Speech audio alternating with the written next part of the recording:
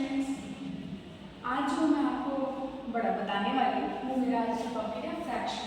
मुझे पता है आपको बहुत सारे ऐसे स्टूडेंट्स हैं जो इसमें कंफ्यूज हैं कि क्या होता है, ये क्या है। तो मैं आपको एक इजी वे में बताने की कोशिश करती हूँ। आप ध्यान से अगर देखोगे तो आपका ये चैप्टर बहुत जल्दी क्लियर हो जाएगा। सारा खेल सिर्फ न्यूमरेटर और डिनोमिनेटर का है। उसके पहले मैं आपको बता दूँ कि फ्रैक्शन क्या होता है। ऐसी कोई भी चीज़ जिसको हम P/Q यानी कि P/Q के फॉर्म में लिख सकते हैं, वो क्या होता है? फ्रैक्शन होता है। ओके, मैं आपको बताता हूँ। फ्रैक्शन सिंपली से P/Q। अभी मैं बताऊंगी ये सब क्या है, ठीक है? Suppose P/Q, P is called numerator. P को हम न्यूमरेटर बोलते हैं एंड Q को डिनोमिनेटर।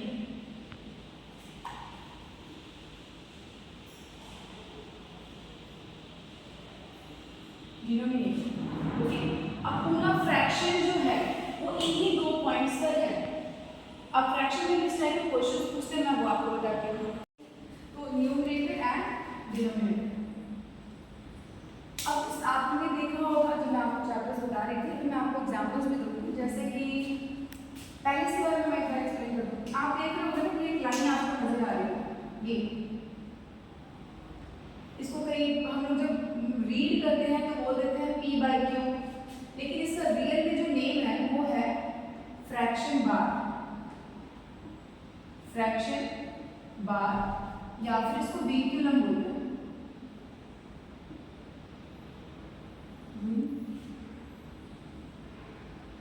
विंक्यूलम,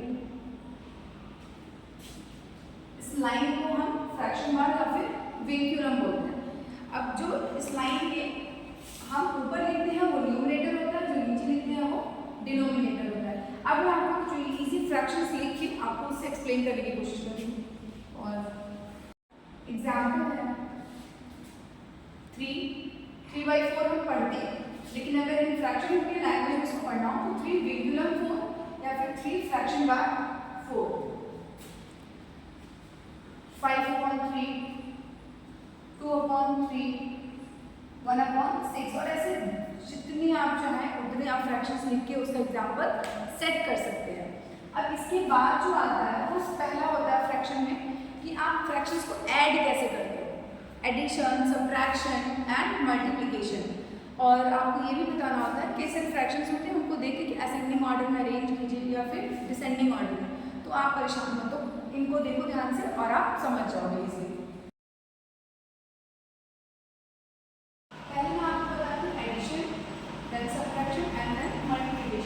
आप ध्यान से देखो तो एडिशन के क्वेश्चन और सब्ट्रैक्शन के क्वेश्चन की जो नीचे है यानी कि डिनोमिनेटर जो है वो सेम है। जब भी आपको ऐसे क्वेश्चंस मिले जिसका डिनोमिनेटर सेम हो तो आपको कुछ नहीं करना, सिंपल है। डिनोमिनेटर वो सेम हो, जैसे फर्स्ट वाले का डिनोमिनेटर क्या है 5 है, डिनोमिनेटर 5 होगा और जो ऊपर के नंबर्स होते हैं उनको आपस में हम ऐड कर देते हैं।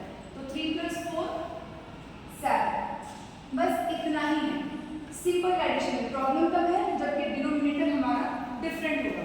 ओके, अब सब्ट्रैक्शन पे आते हैं। यहाँ पे आप देखोगे तो दोनों का डिनोमिनेटर सेम है, तो यहाँ पर आप विंक्यूलम डिनोमिनेटर सेम है तो 5 और 9 - 4 5। आप चाहो तो इसको कट भी कर सकते हो, ये 1 हो जाएगा, लेकिन अगर 1 आप लिखोगे तो वो फ्रैक्शन के फॉर्म में नहीं रहेगा, तो इसको हम एज इट इज ऐसे ही करेंगे। अगर आपके ऑप्शन ऑब्जेक्टिव क्वेश्चंस आते हैं और उसमें अगर ऑप्शन 1 है तो आप वहाँ पे 1 आप मेंशन कर सकते हो। अब आती है मल्टीप्लिकेशन पे। आप देखो इन दोनों के ही डिनोमिनेटर डिफरेंट है, डिफरेंट हो या सेम हो। मल्टीप्लिकेशन में न्यूमरेटर का भी आपस में मल्टीप्लिकेशन होता है और डिनोमिनेटर का भी, यानी कि हम इसको ऐसे राइट कर सकते हैं 3 × 4 5 × 2 3 4 12 5 × 10। ये सिंपल क्वेश्चन है। ऐसे क्वेश्चंस जिसके डिनोमिनेटर सेम हो एडिशन एंड सब्ट्रैक्शन में। मल्टीप्लिकेशन में आपको दोनों को ही मल्टीप्लाई करना है, चाहे वो न्यूमरेटर हो या फिर डिनोमिनेटर।